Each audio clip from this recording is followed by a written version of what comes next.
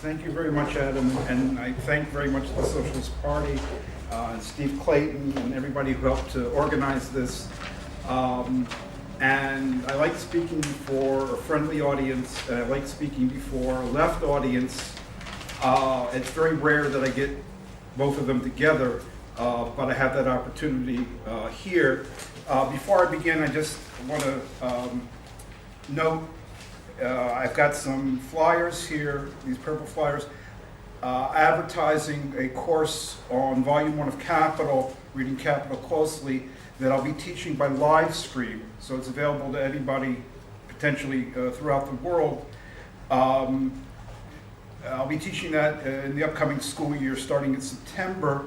So if you're interested or you know somebody who might, please take this. The live stream videos will never be made public, either during or after the course, so folks do need to apply, and the deadline for that is the 15th of this month.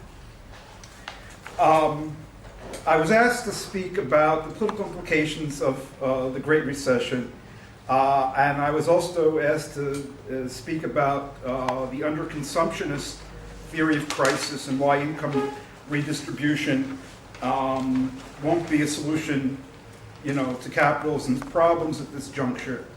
I'm going to try to do a little of both. Let me just say a few things about the political implications of the Great Recession in general.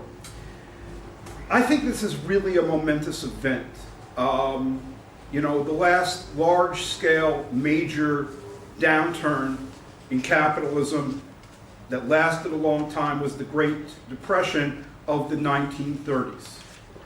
And policymakers, up until the Great Recession happened, did not think it was ever going to happen again. They thought they had cured that problem. The excessive confidence that economic policymakers had in the 1960s, where they could, what they thought, fine-tune the economy, that era had passed. They realized that that was not the case. But they did not expect, by any stretch of the imagination, that something like this could happen. Okay, so the Great Recession has brought to light, in a new way, to a whole new generation, or two generations or more, the instability of capitalism. And I just want to quote something written by Lawrence Summers last year. Lawrence Summers is a very well-known mainstream economist as well as policymaker. He was Secretary of the Treasury of the US under Bill Clinton. And here's what he wrote just a year ago, less than a year ago. He writes, "Just 7 years ago, all seemed well in the field of macroeconomics. Business cycle volatility, that means the ups and downs in the economy, seemed way down from levels of the first part of the post-war period. But the economic crisis has led to a crisis in the field of macroeconomics. The idea that depressions were a concept of only historic interest has been belied by the global crisis and the Great Recession. In both the United States and the Eurozone, output, production, is far short of where its potential was expected to be as of 2008. Even more troubling is the observation that most of the gap is expected to represent a permanent loss."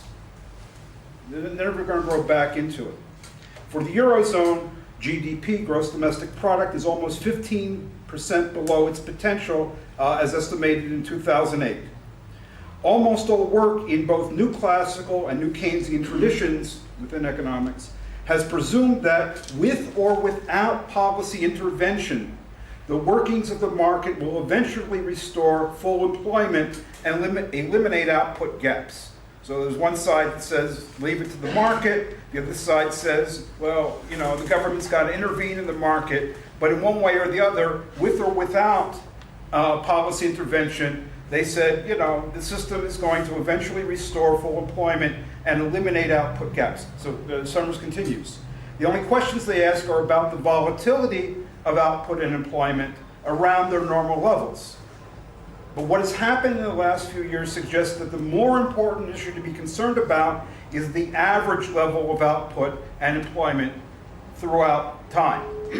Summers is suggesting that the average might not be normal for a pretty long time to come.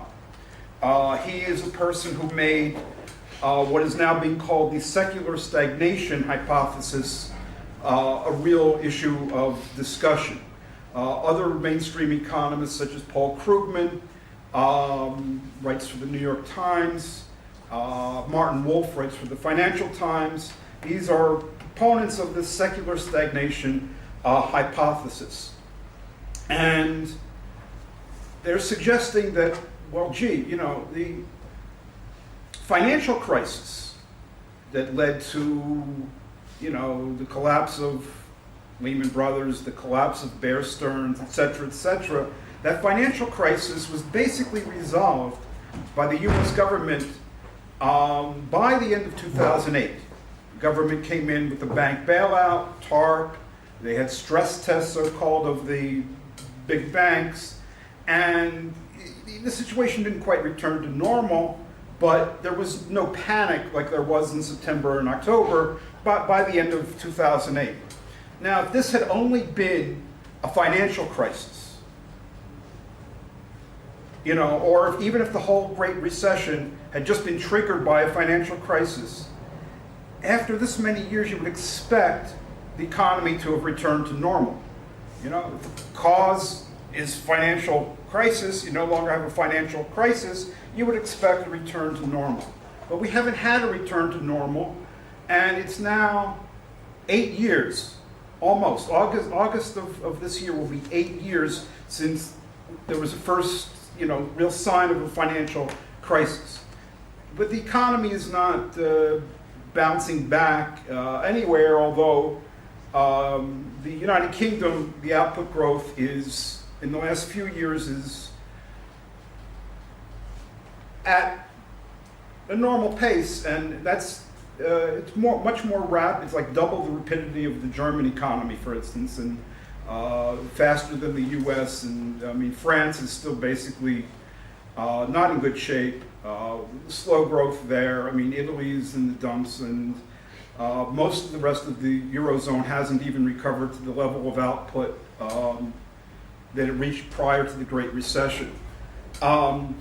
So there are these long-term problems, and secular stagnation, secular in economics means long-term. It has nothing to do with not religious or anything.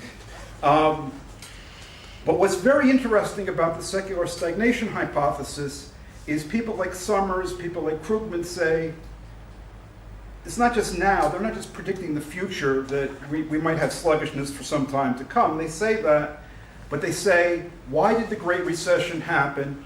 Why didn't the economy bounce back from the financial crisis? Why, even when we're no longer technically in a recession, do we have a really sluggish economy? They suggest that that state has been the default state of the economy for some time to come.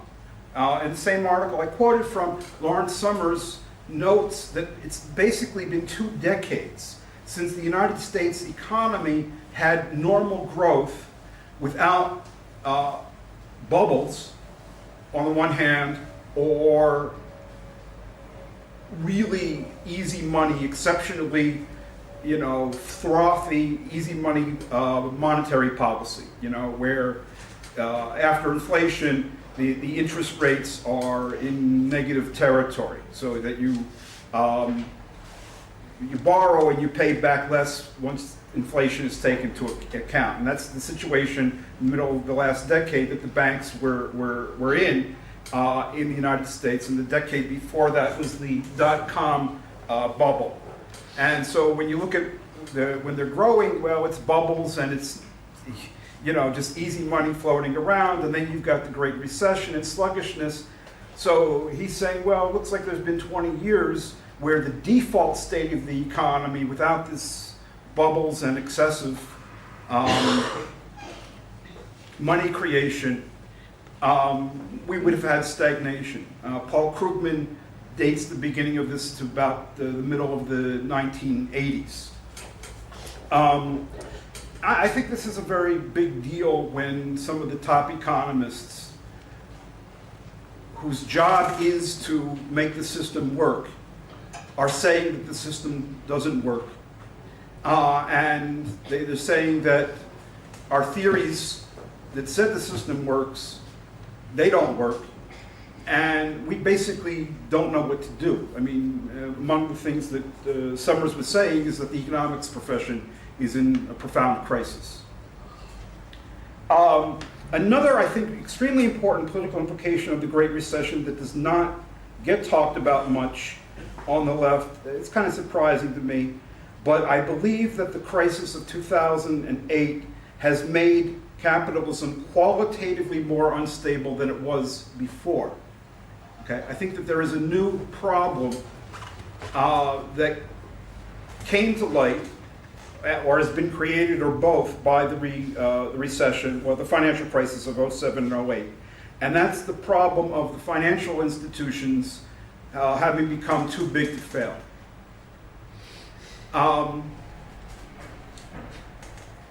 Policymakers do not want to bail out these financial institutions. They're actually bailing out the creditors, the people and other institutions that lent them money. Just like, in the Greek situation, it's the bailout, it's going to benefit the creditors. So they don't want these financial institutions to be bailed out. They would rather that they just be allowed to collapse. And I think that was the motivation, really, for letting Lehman Brothers collapse in, I think that was September 15 of 2008. The reason that you don't want to bail out financial institutions is it creates what's known as moral hazard. Creates an expectation that, hell, you can engage in whatever kind of risky lending you want, you, the creditor of the financial institution. You don't have to look at the solvency and the way that the business does its operations, and their customers don't have to look at it either, because they know that at the end of the day, when all is said and done, if worst comes to worst, Big Daddy is there to make everything right. Okay, so that's a green light just to engage in whatever kind of risk you want. And when you look, these people already engage in a lot of risk, then you give them a green light, engage in whatever risk you want, we're going to bail you out no matter what. And that's our policy, too big to fail. I mean, that's just like an advertisement, for fraud, for all kinds of excess speculation, and so forth. That's the situation that they got into, I think now permanently post-Lehman. Because when Lehman was allowed to collapse, all hell broke loose. The world financial system was really hanging by a thread. It could have gone either way. If the U.S. House of Representatives at first rejected the TARP bank bailout, and then there was this miraculous do-over a week later, and you had the House Majority Leader and the House Minority Leader. Okay, you're in a safe district, you have to vote for TARP. Okay, well, you're in a close election, we'll let you vote against it. I mean, and they managed every vote that way, but with the understanding that this thing is going to be passed, because it's not just a matter of, saving the institution. It's not even a matter of saving the creditors. It was a matter of saving the U.S. financial system, and therefore the whole world financial system. So capitalism is qualitatively more unstable. The last crisis was the first time in which this too big to fail doctrine was applied to institutions that were not commercial banks. That's a technical distinction, but Lehman Brothers, for instance, was not a commercial bank. AIG, that the government did take over, is an insurance company, not a commercial bank. And the new policy is any systemically important institution, is basically deemed too big to fail.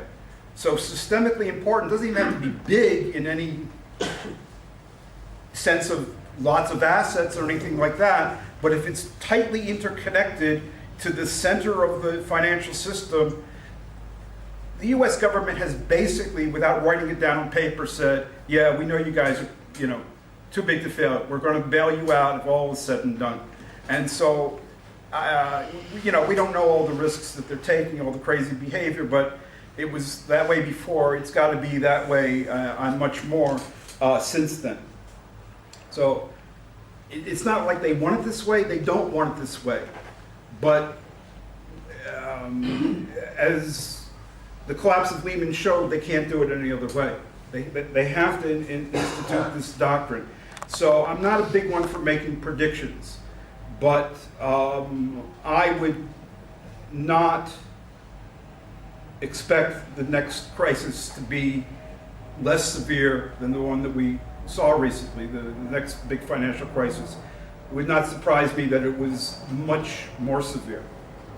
And interestingly to me, that this is the opposite of the standard understanding of the trajectory of capitalism as understood by the Second International Marxists. For instance, Karl Kautsky, Rudolf Hilferding, and so forth.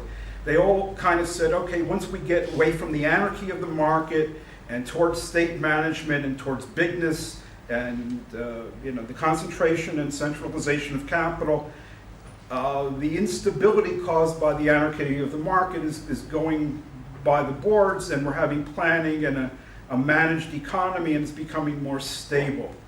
And I think events have shown that kind of reasoning leaves a lot to be desired.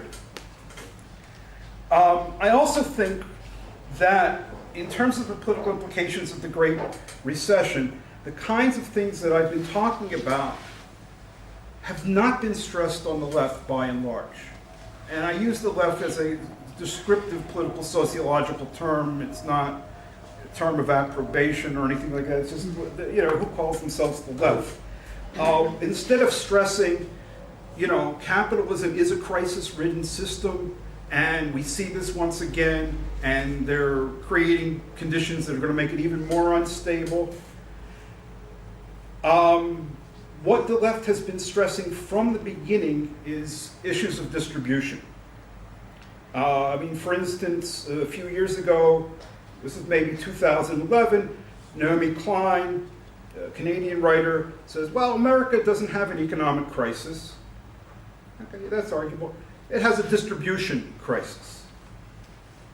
Right when the TARP bailout was being discussed, Howard Zinn, the late Howard Zinn, well-known Marxist historian, said, we don't need this bank bailout. It's not going to help regular people. It's not going to end the recession. So instead of giving money to the big banks and bailing them out, what we should do is be giving money to teachers and cab drivers.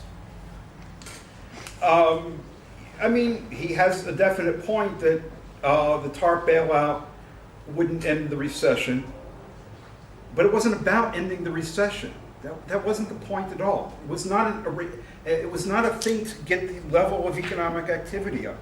It was meant to prevent a collapse of the financial system, entirely different thing. And it was just like, stick your head in the sand and do not recognize here, Howard Zinn, that we have a system in real crisis. And so you can't just apply a distributional formula to this, money for this, not for that, money for this, not for that. That's a very standard formula on the left. Okay. They were basically caught unaware and not willing and not really able to grapple with the system in crisis.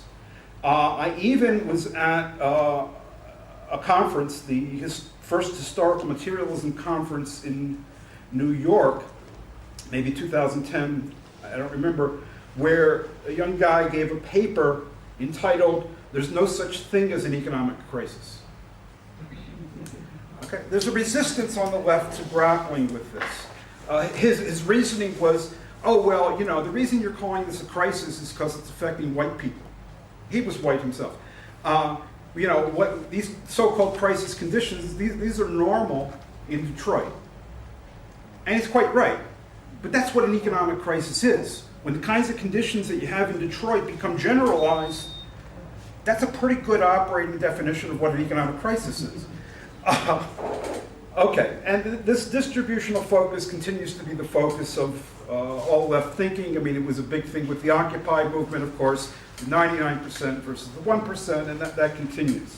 Why is this happening? Why the focus on distribution? Why not on the crisis-ridden nature of the capitalist system? Well, I think it's due to a lack of confidence in the working class, a lack of confidence in the possibility of a new human society or socialism. And that's become by far the most dominant trend in the wake of the collapse of the USSR.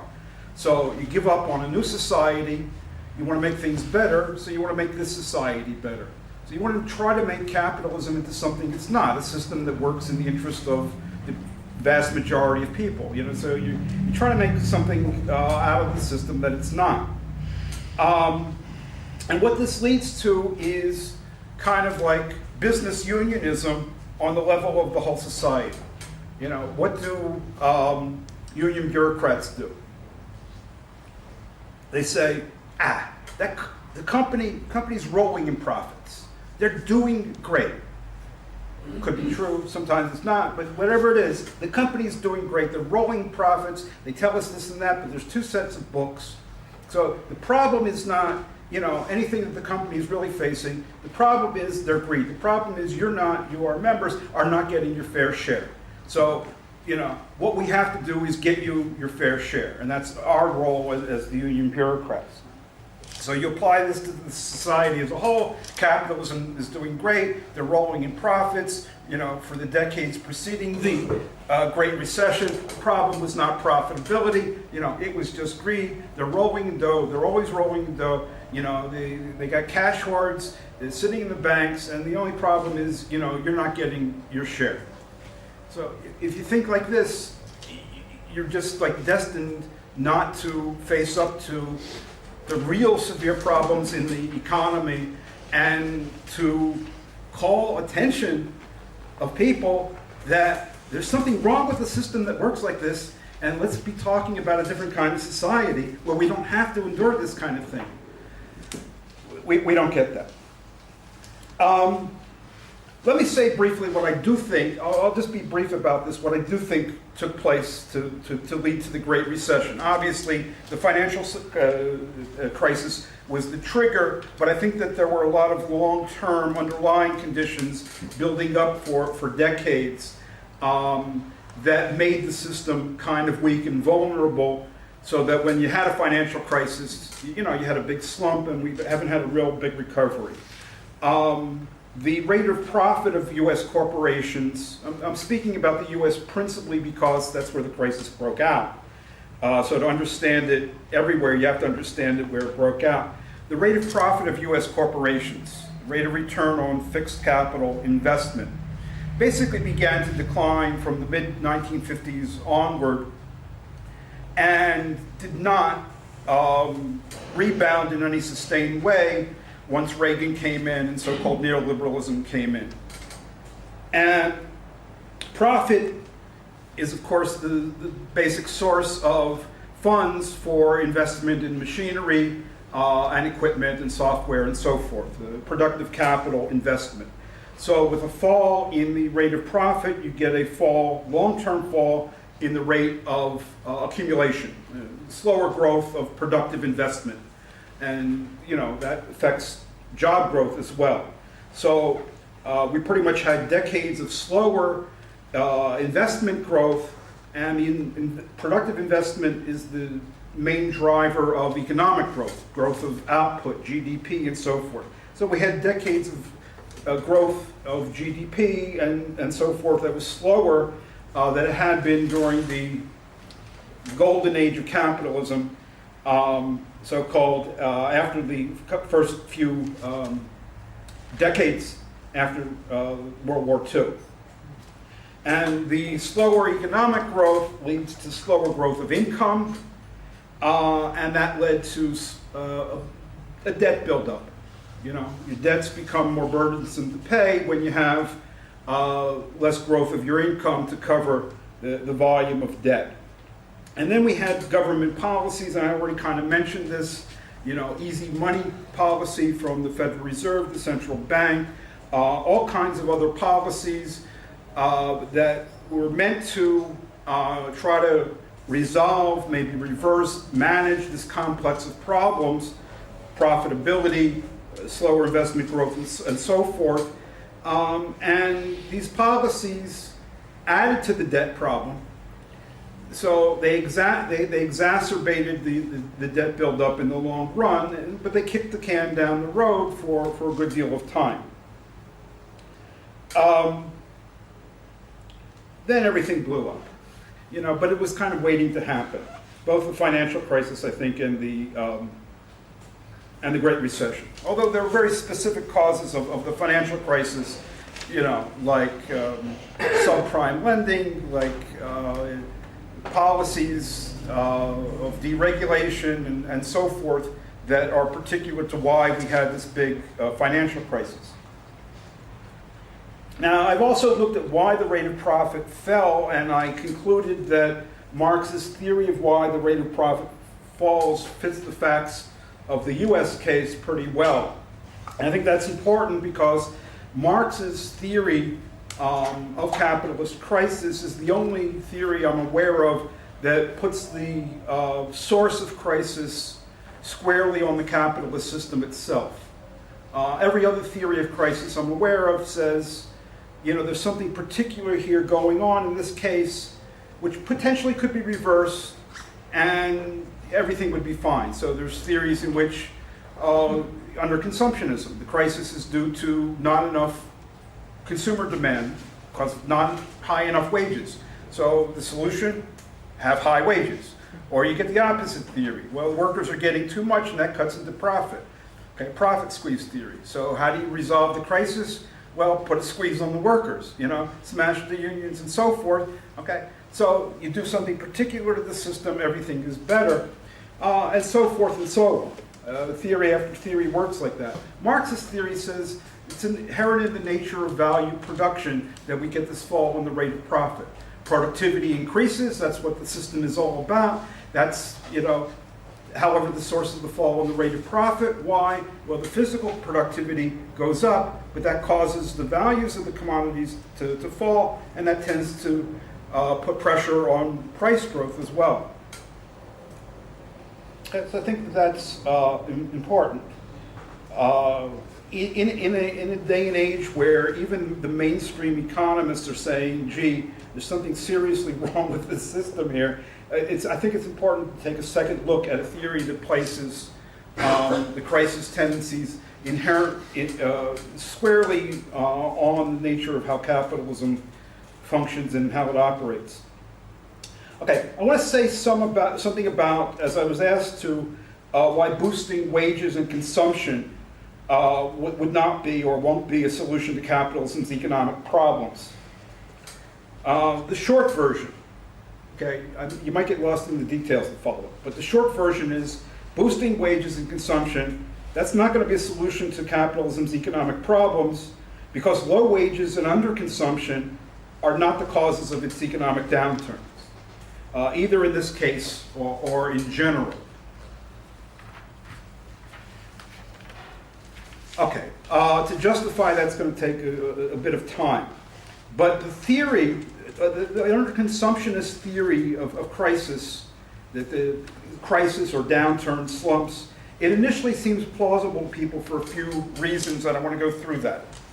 The first thing that people say is, well, gee, it's not only production that matters, production of surplus value. Once the products are produced that have this surplus value in them, they have to be sold or the capitalists don't get any profit. Absolutely correct. Sales matter. Demand matters. But the problem with the underconsumption theory is it tends to identify, or at least one version is it tends to identify demand, selling, with consumption, personal consumption. Okay? But demand can't be reduced to consumption. Because there's another portion of demand which is called investment demand. When companies spend to build factory buildings, to install equipment, to purchase software, all of that. That's called investment demand, and that's a portion of demand as well. And certainly, even the issue of personal consumption cannot be reduced to the issue of wages, because there's a whole other class there called the capitalists, and they get their incomes from dividends and interest and so forth. And they take a lot of that money and they also spend. Okay, it's also said, gee, well, consumption really has to matter. It has to really be the key to the spending issue, because by far it's the biggest part of the economy. Like in the United States, you take the gross domestic product, well, 70% of that or so is consumption spending, personal consumer spending. It's the biggest part, so it doesn't have to be the case that the crises are due to a lack of consumer spending. Well, no. It's 70%, but it's really stable. When you have an economic crisis, people don't stop buying toothpaste and toilet paper, right? They keep doing that. What doesn't get spent on is new factory construction, installation of whole new big computer systems by businesses and so forth and so on. So I looked at the period from 1943 to 2007, 65 years in the United States. And during that 65-year period, there were only 2 years in which, after inflation, consumer spending fell. 1974, 1980. Okay. There were 20 years in which investment demand, productive investment demand fell on the factory buildings, the equipment, and so forth. So 20 years versus 2 years. And the typical pattern of a downturn in the economy, whether it's big or small, is you get a drop in corporate profits. That leads to a drop in productive investment. That leads to a drop in employment. That leads then, the drop in employment and all of that leads to drops in wage growth and consumption growth, and occasionally even a decline in the level of absolute consumption, but that's very rare. Now, there's another basic intuition underlying the idea that a lack of consumption and especially low wages are the root of the crises. It's the observation that workers can't buy back the whole product, all of what they produce. Well, yeah, if they did, then we wouldn't have surplus value, we wouldn't have profit. If they got wages that were equal to the whole product, there wouldn't be any profit. But this doesn't explain the crises of capitalism, the downturns, the slumps, because workers can never buy back the whole product. Whether we have a slump or whether we have a boom or whether we have something in between. Okay, so this is like blaming an airplane crash on gravity. When airplanes crash, there's gravity. When airplanes don't crash, though, there's also gravity. So the gravity doesn't explain why, in some cases, rarely the airplane crashes, and most of the time it doesn't. The fact that workers don't get to buy back all of the product doesn't explain why, it was in 2008 that the economy turns down and not in 1963, for instance. Okay, so people's lack of power to consume doesn't account for the one case versus the other case. Something else, something specific, is needed to explain why we have these recessions. Okay, so once you understand that we don't only have consumption spending, but we have investment demand.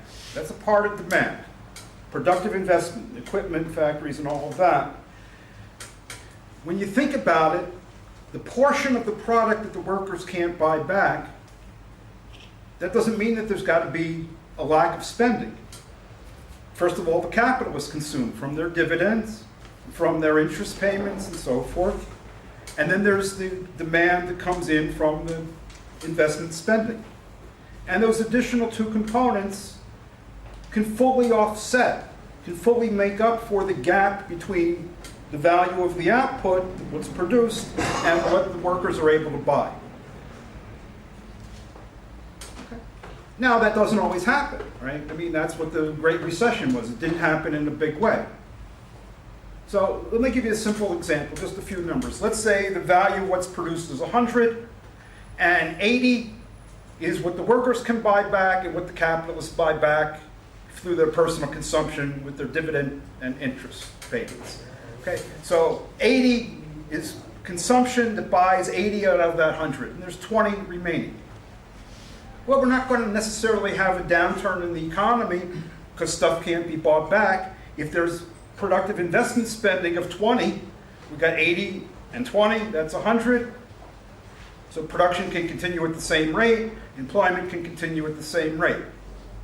Sometimes, though, productive investment spending isn't going to be 20, it's only going to be 15. Then we have an output of 100, and spending of only 80 plus 15 or 95. Then we've got a problem. You know, that's already a 5% drop in production, that's already a serious recession. Okay. But that serious recession has nothing to do with the fact that the 80 is not equal to the 100, that the consumption spending doesn't buy back the whole product. If you have investment spending of 20, everything's fine, okay? But the consumer spending is only 80, okay? You have a recession, consumer spending is 80. So the consumer spending is 80, whatever is happening, and what you have to do is look at the investment spending being 20 versus being 15. That's a simplified version of what I think is the actual case. How am I doing on time? We've had half an hour, so we've got another 10 minutes or so. Okay. So this brings me to the sophisticated version of underconsumption theory. There are people who do understand that there is this investment demand, and that it matters, and that it's the fluctuations in investment demand that are really the key to the ups and downs. And they say, look, the underconsumptionist among them, okay, investment demand matters, and investment demand can fill the gap between the whole product and what the workers and the capitalist consumption is able to buy. But they claim that investment demand cannot fill this gap indefinitely into the future. Why not? Because in the end, they say, the volume of productive investment demand, equipment, factories, and stuff, that is in the end limited by consumption demand. Well, why? Their reasoning is basically that they think of production as a one-way process, leading ultimately to consumption. So for instance, cattle are raised to produce leather, leather is tanned to produce shoes, and the shoes have to be bought by people. And steel is produced, and steel is used to build machines, and the machines are used to sew the leather on the soles of the shoes, but then again you got the shoes and they've got to be bought by people. So it all ends up with consumer demand. And so the lack of demand for consumer goods ultimately then, if that's the way production were, the demand for machines, the demand for the steel, the demand for the leather, the demand for the cattle, all of that would be limited by the demand for shoes. You're not going to, as a capitalist, invest in machinery, invest in big stocks of leather if you can't sell shoes, or, the other capitalists are not going to be able to sell the shoes. So the demand for these investment goods would be strictly limited by consumer demand. But the problem is that picture of production as a one-way street it's misleading because it's incomplete, and so it's wrong. There's also circularity in production. Okay, let me divide production into three parts. There's production of consumer goods. That's limited by the demand for consumer goods. Okay, so production of shoes is limited by the demand for shoes. Then there's production of means of production, investment goods, that produce consumer goods. So leather, and shoe stitching machines. Okay, so these are means of production that produce consumer goods. Demand for these means of production, the leather, the stitching machines, the demand for these things is limited by the demand for shoes. But there's a third part of production. This is the machines that produce machines. Means of production that produce means of production, rather than means of production that produce consumer goods. And the demand for the machines that produce the machines, the means of production that produce the means of production, the demand for this part of the output is not limited by consumer demand. So it's a circularity. Means of production that produce means of production, it's governed by the demand for these means of production that produce these means of production. So I say machines that produce machines. I mean, that's a simple example. A slightly more complex one is you have iron, and the iron is used to produce steel, and the steel is used to produce digging machines, and the digging machines dig up iron, which is used to produce steel, which is used to produce the digging machines, which is used to dig up the iron, and that's a circular process. Okay, so the demand for iron is determined by the demand for steel, which is determined by the demand for the digging machines, you know, but this is in part a self-contained process. So the capitalists are their own buyers and their own sellers in this case. Now, Marx's scheme of expanded reproduction in volume 2 of his book Capital is the first real description of this third part of production, you know, the machines that produce the machines, and exactly how this third part relates to the other two parts. Marx's scheme shows that in principle, the third part of production can indefinitely offset any limits set by the lack of consumer demand. It's not tethered, it's not limited by consumer demand. That's what his numerical examples show. And they also show that the growth of the capitalist system, when it does grow, is through the relative expansion of this third part of production, the machines that produce the machines. So production of means of production, machines, grows faster than production of consumer goods, the shoes. And the way that this takes place is that a bigger share of the machines that are produced go into producing other machines, and a smaller share of the machines that are produced go into producing consumer goods. That's what the scheme of expanded reproduction implies. And people have known about this for a very long time, over 100 years. And the response of the underconsumptionists is basically to stick their heads in the sand. Rosa Luxemburg was very well aware of this process, but she says this is just absurd. It turns the capitalists into fanatics that produce for the sake of production, rather than the sake of providing things for people. You know, this is not production to meet human needs. This is production for the sake of production. Well, that's fanatical. That was Rosa Luxemburg's view. Paul Sweezey, the foremost underconsumptionist of the 20th century, basically reiterated that view and said, look, this is just not the way things are. Production is ultimately production for consumption, you know, not production for production, not machines that produce machines. And this other group that calls itself the Socialist Party, they have the exact same position. Peter Taft and Lynn Walsh wrote in their so-called reply to me, Hayek, an Austrian right-wing economist, Hayek, and now it seems Kliman, argue that this can go on forever without limit, with a smaller and smaller proportion involved in the production of consumer goods. Kliman states, they quote me, growth can occur indefinitely despite a relative decline in consumption demand by means of an increase in the demand for machines to produce new machines and a relative expansion of machine production, close quote. Then Taft and Walsh say, okay, the working class will never be able to buy the consumer goods the increased means of production generates, but the system goes on with increased means of production stretching out to infinity, accompanied by permanent impoverishment of the working class.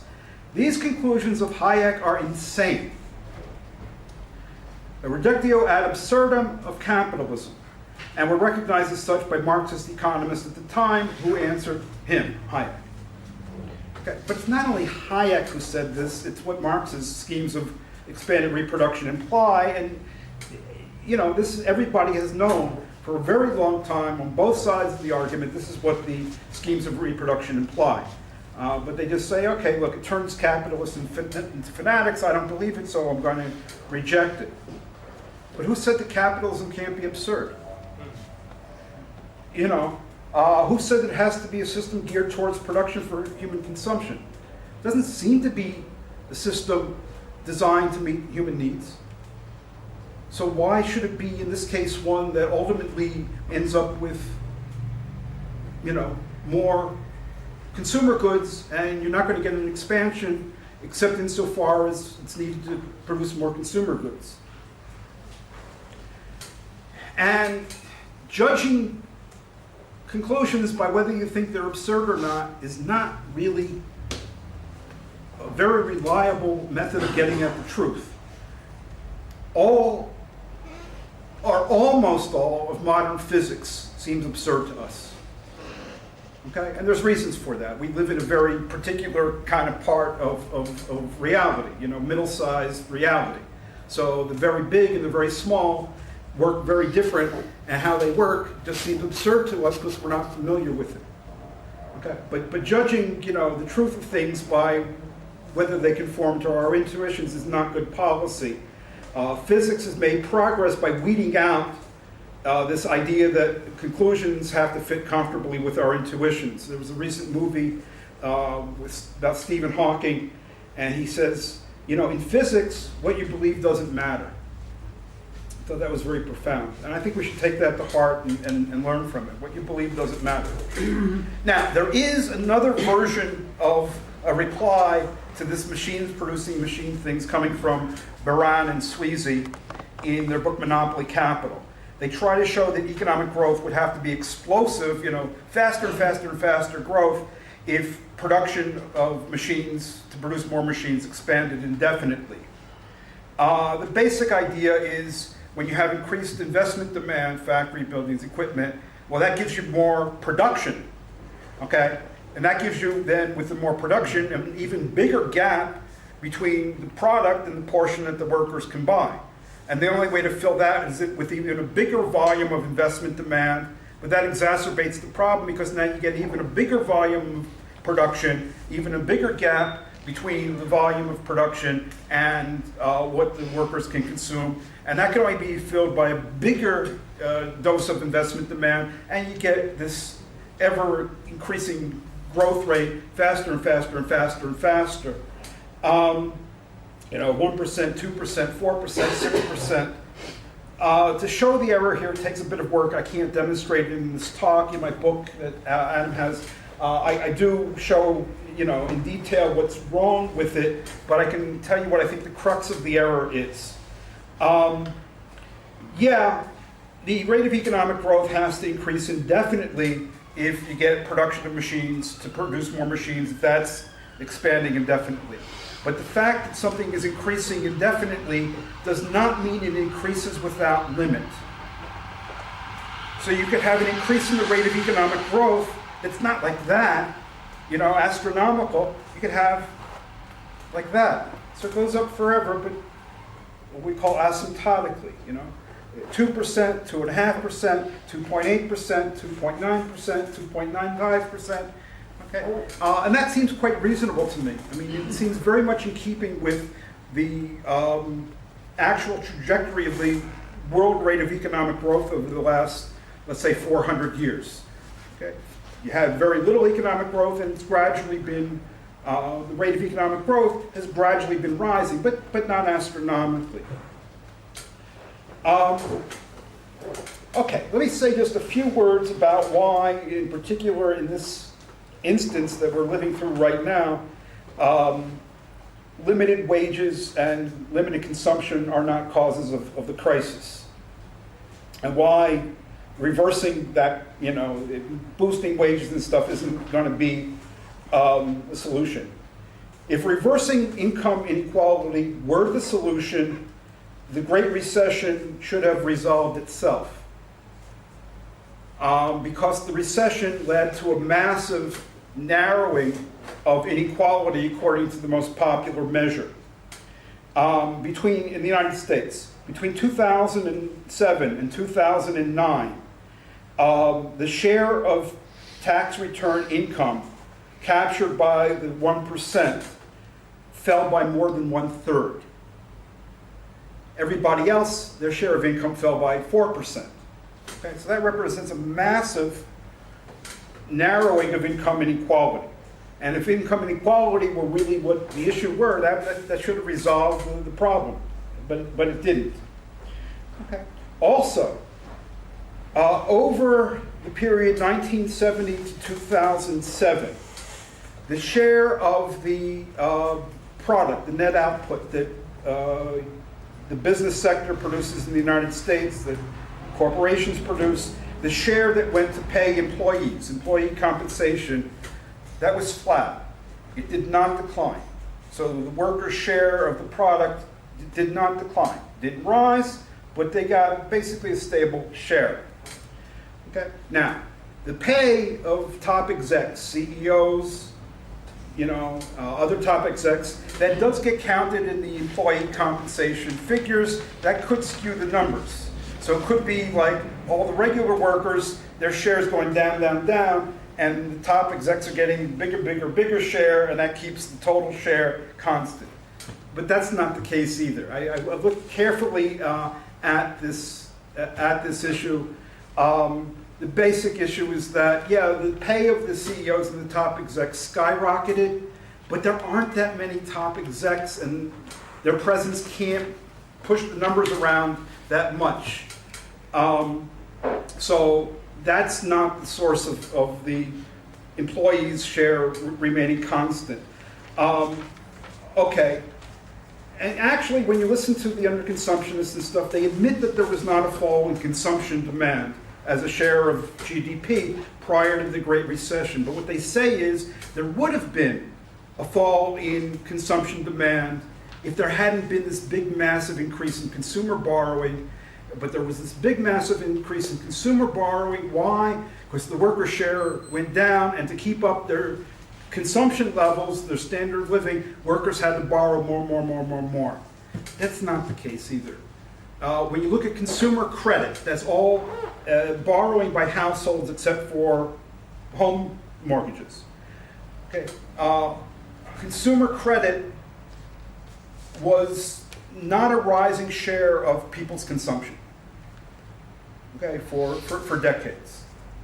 And for most of the period up till the mid-90s, even mortgage borrowing by households did not rise as a share of total consumption. Then you get the housing bubble, the home price bubble of the late 90s and the middle of the last decade. Okay? But it was not like this increasingly growing problem throughout neoliberalism. And you get this phenomenon also supposedly of people using their home equity, value of the homes that they own, borrowing against it, so using their homes like cash points and funding their consumption that way. That didn't really begin to happen until the very late 1990s either. That all was associated with, there was a home price bubble and people were speculating, so people were borrowing and buying homes and hoping that the price would go up and they could sell it even higher. That's a phenomenon, though, that was like from the late 90s onward. There was not borrowing just to keep up consumption levels.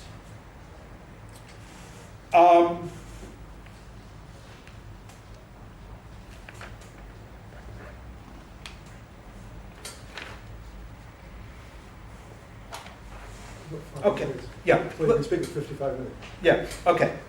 I have been going for 55? Yeah. Oh, okay. It's good one answer.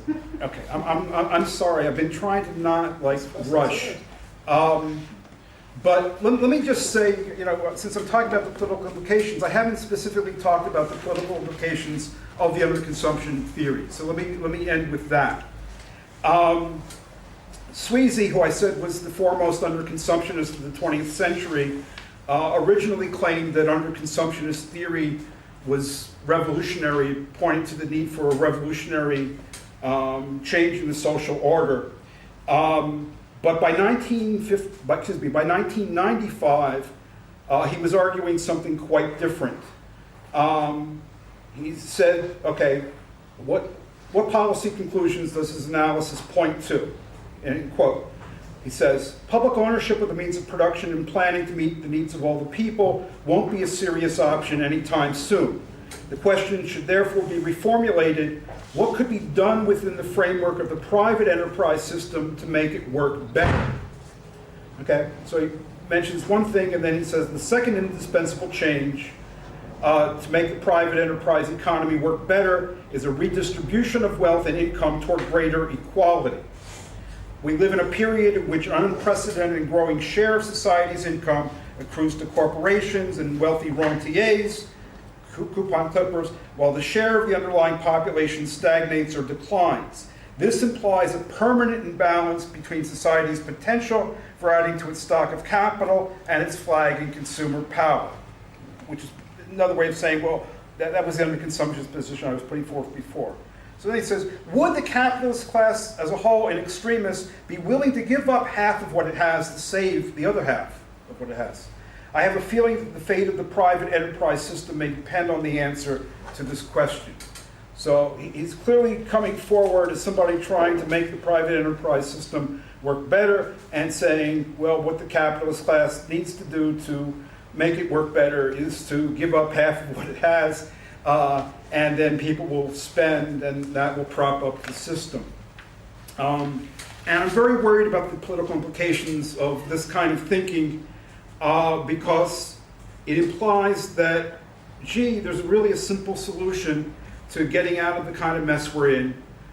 We just need a more equitable distribution of income, and I just don't think that's the case. I'm not suggesting, I got to make clear, that working people should refrain from fighting for a bigger slice of the pie or for other reforms. Yeah, I mean, people need to, and they are fighting for concessions or at least measures to keep up their standard of living. And yes, I'm totally in favor of that. The point is there should be no illusions that by getting these concessions, we're putting capitalism on a stable growth path and, you know, making the system work good and in our interest at the same time. So the question is not reform or revolution. I'm all for reforms. The question is rather, is what's good for the working class good for capitalism? And I think that that's just not the case. I think that capitalism is a system of production for profit, and you get higher wages and you get higher benefits and you get these concessions that cuts into profit. You're siphoning off the fuel on which the system runs. So that doesn't make it work better, it makes it run worse. Does that mean I'm against it? By no means. Okay? I'm just saying we shouldn't be the ones to try to tell the capitals how they should run the system.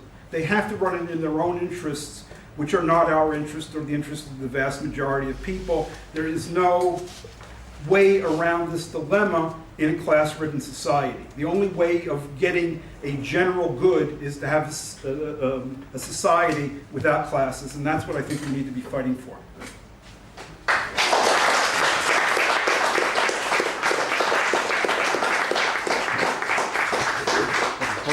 Hold on one second.